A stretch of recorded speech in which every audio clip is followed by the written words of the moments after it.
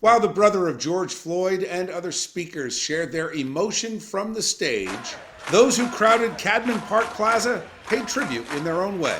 Two of the thousands who turned out, Audrey Proctor and Hernan Ortega, join me now. Hey guys, welcome to Chasing News. How are you? Hi, thanks for having us. So, what was your emotional impression of today's event? I think the crowd here is really charged. Everyone has been out protesting. They're tired but amped up at the same time. Everyone's mournful but ready to take action and keep going. What was your impression when George Floyd's brother spoke? Well, there's a sense of a communion and inspiration through the crowd.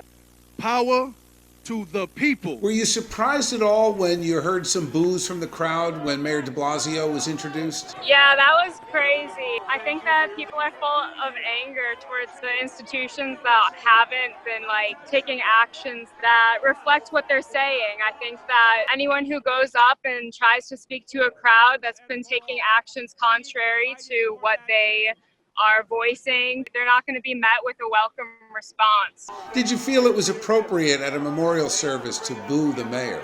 I think people have a right to speak their voice, and I think that, a lot of people are fueled by anger right now, and I think that anger is valid. What happens after this? The crowd goes home, things return. What happens next? What we need next is more support for the communities.